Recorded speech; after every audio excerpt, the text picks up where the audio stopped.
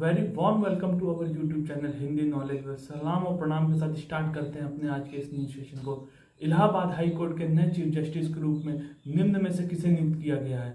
Option A है justice Rahul Sachdeva, option B है justice Sanjay Yadav, option C है जस्टिस प्रमोद यादव या ऑप्शन डी है जस्टिस अनिल कुमार।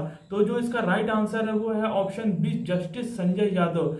राष्ट्रपति रामनाथ कोविंद ने इलाहाबाद हाईकोर्ट में कार्यवाहक मुख्य न्यायमूर्ति संजय यादव को यहीं का मुख्य न्यायाधीश नियुक्त किया है। यह नियुक्ति शपथ ग्रहण व कार्यभार संभालने की तिथि से प्रभावी होंगे। केंद्र सरकार ने इलाहाबाद हाईकोर्ट के वरिष्ठतम जज जस्टिस संजय यादव को 14 अप्रैल को कार्यवाहक मुख्य न्यायाधीश नियुक्त किया है। जस्टिस यादव ने मध्य प्रदेश हाईकोर्ट में वकील के रूप में अपने करियर की स्टार्टिंग की थी।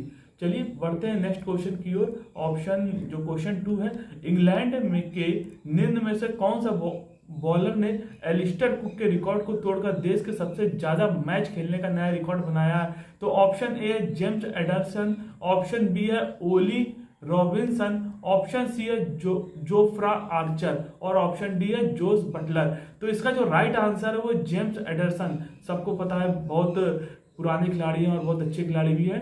तो ऑप्शन 2 है जेम्स एडरसन। न्यूजीलैंड के खिलाफ दूसरे मुकाबले में उतरते हुए जेम्स एडरसन ने इंग्लैंड की ओर सबसे ज्यादा टेस्ट खेलने वाले खिलाड़ी बन गए। उन्होंने पूर्व सलामी बल्लेबाज एलिस्टर कुक के रिकॉर्ड को तोड़ दिया है, जिन्होंने 2006 से 2008 के समय के बीच 161 यानी 161 अंतरराष्ट्रीय टेस्ट मैच में इंग्लैंड का प्रतिनिधित्व किया था। एंडरसन ने 18 साल पहले 2003 में लॉर्ड्स में जिम्बाब्वे के खिलाफ खेले गए टेस्ट में अपने कैरियर की स्टार्टिंग की थी। चलिए बढ़ते हैं नेक्स्ट क्वेश्चन की ओर।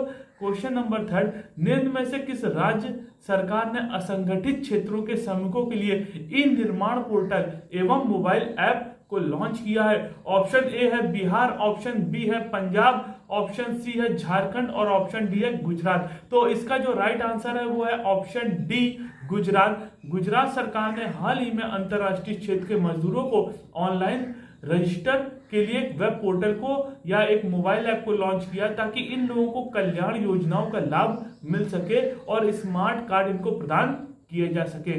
गुजरात के मुख्यमंत्री विजय रूपाणी ने ई निर्माण पोर्टल और उसके मोबाइल ऐप पेश किया है।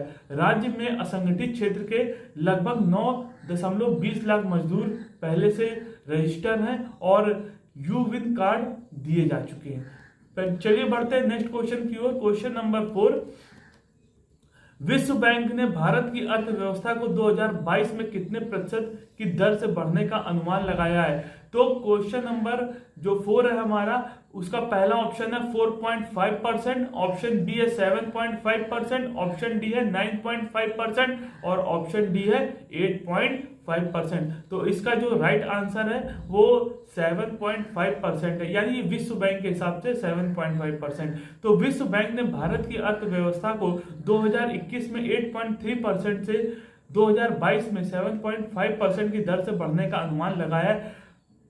विश्व बैंक ने कहा है कि कोविड-19 महामारी की अब तक की सबसे खतरनाक दूसरी लहर से आर्थिक पुनरुद्धार के लिए और देश में बहुत अधिक नुकसान हुआ है इस चीज का।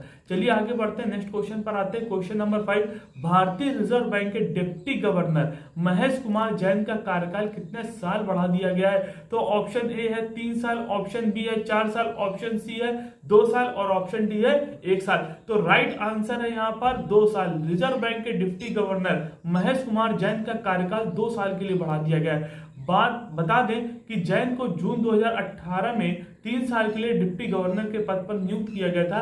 रिजर्व बैंक की नियुक्ति से पहले वो आईडीबीआई बैंक के प्रबंध निदेशक भी रह चुके हैं। माइकल पात्र और एम राजेश्वर राव और टी रविशंकर रिजर्व बैंक के 3 अन्य सेवारत डिप्टी गवर्नर है। आपको पता होगा रिजर्व बैंक में 4 डिप्टी गवर्नर होते हैं, एक हेड गवर्नर और बाकी 4 डिप्टी गवर्नर। चलिए बढ़ते हैं, नेक्स्ट क्वेश्चन पर आते हैं। भारतीय रिजर्व बैंक, हमारा जो क्वेश्चन है भारतीय रिजर्व बैंक से रिलेटेड है और भारतीय रिजर्व बैंक ने चंद्रशेखर घोष को 3 साल की अवधि के लिए किस बैंक के एमडी और सीयू के रूप में नियुक्त करने की मंजूरी दी है? तो ऑप्शन ए है डीसीबी बैंक, ऑप्शन बी है बंधन बैंक, ऑप्शन सी है देना बैंक और ऑप्शन डी है धनलक्ष्मी बैंक। तो यहां पर जो राइट आंसर है वो है 6 का बी, बंधन बैंक। भारतीय रिजर्व बैंक ने चंद्रशेखर घोष को 3 साल की अवधि के लिए बंधन बैंक के एमडी और सीईओ यानी चीफ एग्जीक्यूटिव ऑफिसर के रूप में नियुक्ति करने की मंजूरी दे दी है।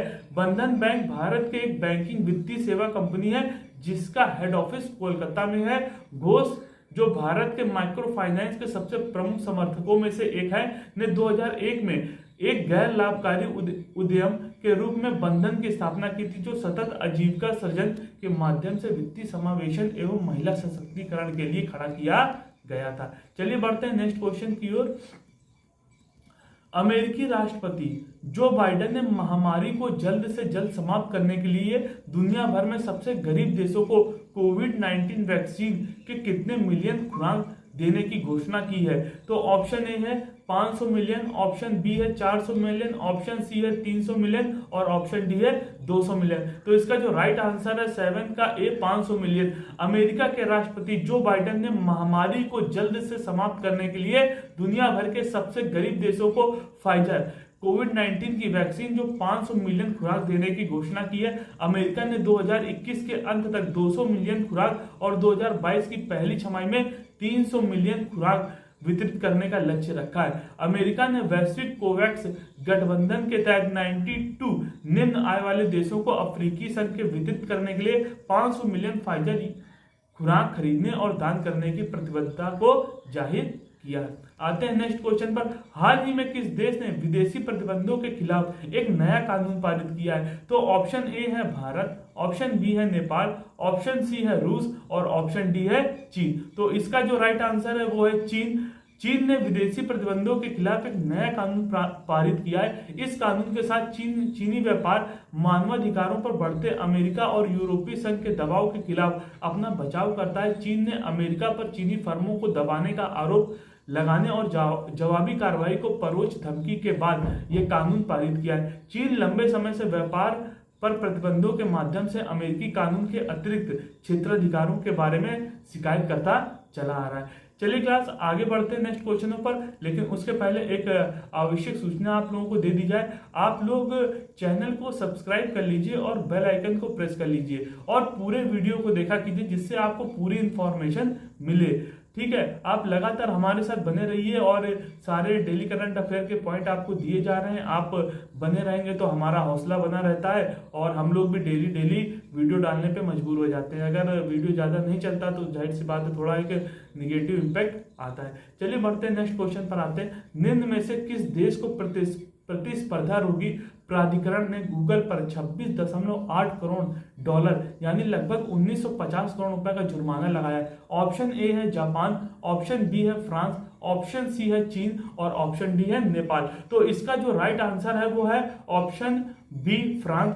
फ्रांस प्रतिस्पर्धा रोगी प्राधिकरण ने गूगल पर 26.8 करोड़ डॉलर लगभग 1950 करोड़ रुपए का जुर्माना लगाया। यह कार्रवाई ऑनलाइन विज्ञापन कारोबार में दबदबे वाले रवैये को अपनाने को लेकर की गई है। प्राधिकरण के बयान के मुताबिक गूगल द्वारा अपने रवैया बेहद गंभीर है ये मामला। चलिए बढ़ते हैं नेक्स्ट क्वेश्चन की ओर।